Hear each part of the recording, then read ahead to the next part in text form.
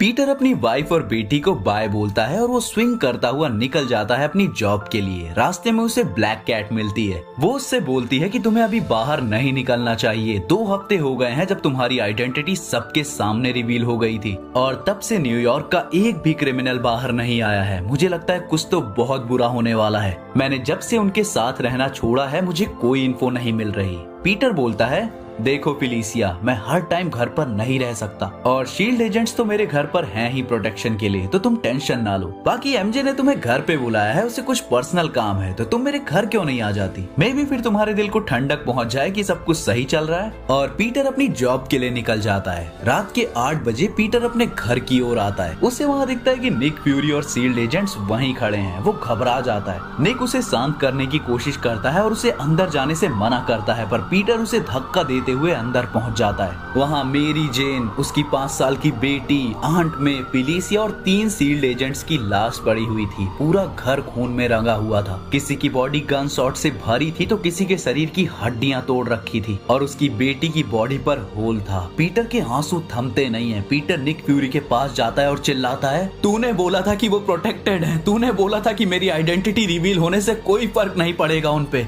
कहाँ गए अवेंजर्स? सबने प्रॉमिसेस किए थे, पर 2 हफ्ते, सिर्फ 2 हफ्ते के लिए भी तुम मेरी फैमिली को नहीं बचा पाए। क्या तुम फिलिसिया का इंतजार कर रहे थे ताकि ना सिर्फ मेरी फैमिली पर मेरे दोस्तों को भी मार दो? अब अगला क्या? फ्यूरी किसी तरह से पीटर को अवेंजर्स टावर में ले जाता है, जहां उसे एक प्रोटेक्टेड रूम में भेजते हैं। फ्यूरी बाकी अवेंजर्स से डिस्कस करता है कि स्पाइडरमैन को उसने आज तक ऐसे कभी नहीं देखा। 1 दिन, 2 दिन, पूरा हफ्ता बीत जाता है। पीटर ना उस रूम से बाहर आता है और ना ही वो कुछ बोलता है। एक शब्द भी नहीं। कैमरे में वो इवन सोते हुए भी नहीं दिखता। 1 हफ्ते बाद रात को अचानक से अवेंजर्स टावर्स के अलार्म बजने लगते हैं। जब टोनी जार्विस से पूछता है कि क्या हुआ, तो जार्विस बताता है कि पीटर एस्केप कर गया। पीटर अपने रूम की बाहरी दीवार तोड़ के चला गया अवेंजर्स टावर से। टोनी न्यूयॉर्क के हर हीरो और शील्ड को अलर्ट कर देता है कि स्पाइडरमैन कहीं पे भी दिखे तो उसे पकड़ने की कोशिश मत करना, बस अवेंजर्स को बता देना। पर पीटर का कोई अता पता नहीं था। नेक्स्ट 2 दिन तक कोई खबर नहीं आती, पर पीटर की लैब से सारे वेब फ्लूइड्स गायब थे। नेक्स्ट हम देखते हैं कि ऑक्टेवियस एक अंडरग्राउंड लैब में कुछ कर रहा था। स्पाइडरमैन वहां आ जाता है। ऑटो ऑक्टेवियस उसे देखते ही उस पर अटैक करता है, पर पीटर उसके दोनों मैकेनिकल हाथों को पकड़कर तोड़ देता है। और पीटर बिल्कुल सीरियस आवाज में उससे पूछता है, ऑटो, बाकी क्रिमिनल्स कहाँ हैं? किस किस का प्लान था मेरी फैमिली पर अटैक करने का? ऑटो उसे सीरियसली नहीं लेता और पीटर उसका एक हाथ तोड़ देता है। ऑटो डर के मारे उस सब उगल देता है। नेक्स्ट मॉर्निंग ऑटो की बॉडी एक बिल्डिंग से झूलती हुई मिलती है। अब हर हीरो डर जाता है। इमरजेंसी अवेंजर्स मीटिंग रखी जाती है। सब स्पाइडरमैन को पकड़ना चाहते थे। निक फ्यूरी यहाँ तक बोलता है कि पीटर पागल हो गया है, तो थॉर बोलता है, हम तुम लोगों का साथ नहीं दे सकते। मैं 1600 सालों से जिंदा हूँ और मैंने कई जंगें लड़ी हैं, पर हमारी नजरों में वो बच्चा सबसे बड़ा योद्धा है। उसने हम सबसे ज्यादा मौत का सामना किया है, फिर भी वो मजाक में सब निकाल देता है।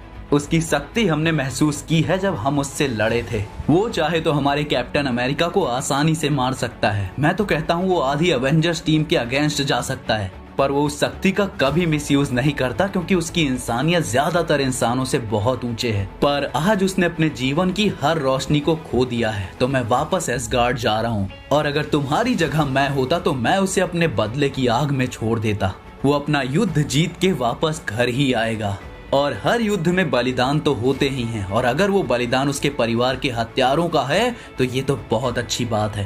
पर 3 महीने गुजर जाते हैं। हर हफ्ते कोई ना कोई मारा जा रहा था। स्कॉर्पियन, बल्चर, पीटर किसी को नहीं छोड़ रहा था। और उसकी एंड बैटल का टाइम आ गया था। किंगपिन, जिसने ये प्लान बनाया था, और उसका आखिरी जिंदा साथी ग्रीन गॉब्लिन वहाँ खड़ा था। पीटर कुछ नहीं बोलता। उनके सारे ट्रैप्स को पार करता हुआ वो बिल्डिंग की छत पर पहुंच जाता है। गॉब्लिन उसका मजाक उड़ाता है कि हर टाइम अपना मुंह चलाने वाला इट्सी बिट्सी स्पाइडिया चुप क्यों है, और पीटर फिर भी कुछ नहीं बोलता। ग्रीन गॉब्लिन उस पर अटैक करने जाता है और स्पाइडरमैन उसे डॉज करके एक पंच मारता है, जो ग्रीन गॉब्लिन सूट को पार करते हुए उसकी बॉडी में छेद बनाते हुए आर पार निकल जाता है। किंगपिन पूछता है कि स्पाइडरमैन, तू तो कभी किलर नहीं था, तो आज कैसे हो गया? लास्ट टाइम जब मैंने तेरी आंट को गलती से चोट पहुंचाई थी तब भी तू उतना नहीं भड़का था, तो फिर आज क्यों? पीटर फाइनली बोलता है। वो अपना मास्क एक तरफ फेंकता है। उसका सूट डैमेज था बाकी सारी विलेंस फाइट से जो 3 महीनों से वो कर रहा था, और वो गुस्से में बोलता है, अंकल बेन ने मुझे होप दी थी, मुझे जीना सिखाया था। उन्हीं की सीख ने मुझे हीरो बनाया था, पर तुम लोगों ने साबित कर दिया कि वो गलत थे। मैंने सोचा था कि तुम सब सुधर जाओगे, पर मेरी आइडेंटिटी रिवील करना मेरी ही गलती थी। मुझे कभी उन अवेंजर्स का पार्ट बनना ही नहीं था। वो खुद को सीक्रेट नहीं रखते, मेरी आइडेंटिटी क्या ही बचाते। शील्ड में अपना एजेंट प्लांट करना, मेरी आइडेंटिटी चुरा के रिवील करना, मेरी फैमिली के बारे में पता लगाना और फिर उन्हें मार देना। MJ, हंट में और मे जूनियर, वो बस 5 साल की थी। तुम हैवानों ने सबको मार दिया। और क्यों? क्योंकि तुम मुझे नहीं मार पा रहे थे। अरे मैं नहीं होता तो कोई और हीरो होता जो तुम्हें रोकता, पर तुमने तुम्हारी आखिरी गलती कर दी।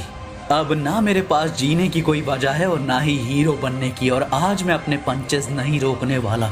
पीटर किंगपिन को मारने लगता है और वो उसे मारता रहता है जब तक किंगपिन की आखिरी सांस नहीं बंद हो जाती।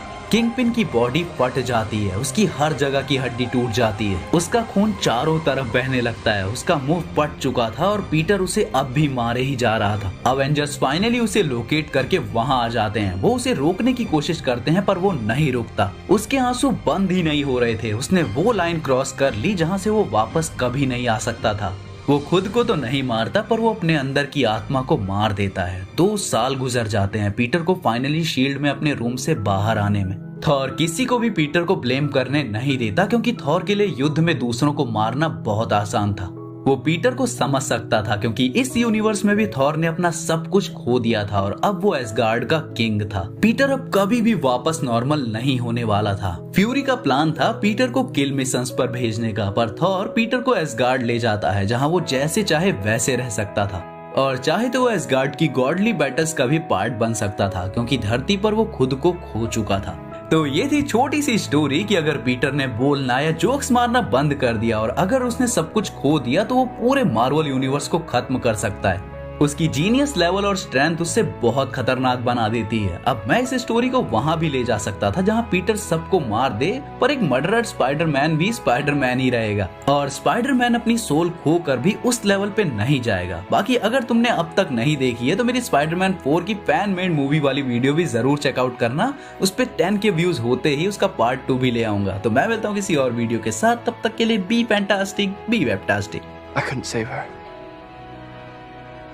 I'm never gonna be able to forgive myself for that.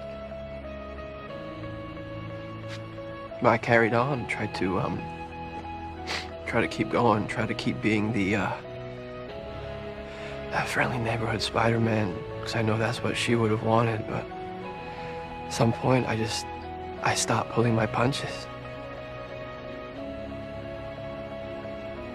I got rageful. I got bitter. I just don't want you to end up like me.